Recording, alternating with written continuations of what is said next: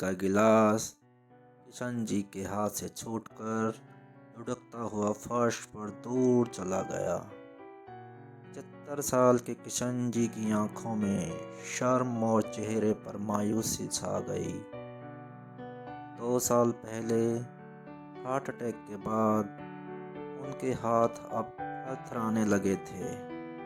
Exercise और प्राणायाम से अब वो फिर भी किसी चीज को पकड़ने की कोशिश करने लग गए हैं, परंतु कभी कभी असफल हो जाते हैं। किशन जी नीचे फैले पानी को अपने कमजोर पैरों से पोंछने में लग गए थे। अब पैर पोंछने का पायदान भी पैरों से घसीटा नहीं जाता था उनसे। बाबूजी से बहुत काम बढ़ जाता है मेरा। अरे घर में बैठने वाली बहू भी दिन भर इतनी सेवा नहीं कर सकती उनकी। मैं जानती हूँ कि मैं कैसे ऑफिस और घर संभालती हूँ। 4 दिन पहले ही किशन जी की बहू नीतू ने उनके बेटे दीपक को सुनाया था। सचमुच बहू बहुत थक जाती है। नौकरी, घर, परिवार और फिर मुझ जैसे अर्धअपंग को संभालना। किशन जी मन ही मन सोच रहे थे और उनकी आंखें छलक पड़ी। पैरों के तले से पायदान अब हट गया था और बहू नीतू पोंछा लिए पानी साफ कर रही थी। शायद ऑफिस से घर अभी ही पहुंची है। माफ करना बहू, ऑफिस से थकी हारी आई हो और आते ही तुम्हें मेरे कारण फर्श पोंछने का काम में लगना पड़ा। दीन भाव से किशन जी बोल पड़े।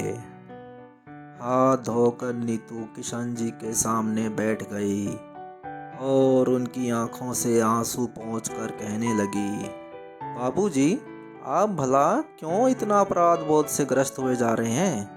मुझे मालूम है कि आप अपनी तरफ से सब ठीक करने की बहुत कोशिश कर रहे हैं और हम सब आपके साथ हैं बाबूजी। मेरी गुस्से में कही बातों पर इतना भी ध्यान मत दिया कीजिए। आपकी चिंता मुझे ऑफिस में भी लगी रहती है। कहती हुई नीतू चाय बनाने चली गई। आज जल्दी कैसे आ गई बहू? किशन जी ने आवाज लगाकर नीतू से पूछा।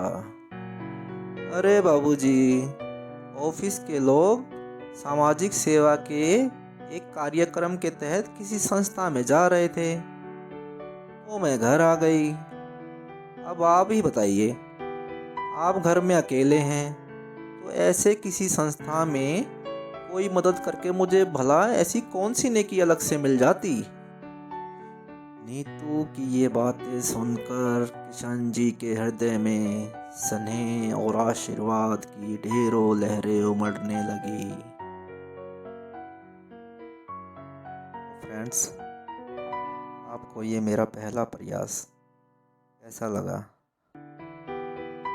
अगर आपको जरा भी मेरी ये कहानी पसंद आई हो तो प्लीज़ कमेंट करके मेरा हौसला ज़रूर बढ़ाएं और चैनल को सब्सक्राइब करके अगली कहानी का इंतज़ार करें। Thank you so much.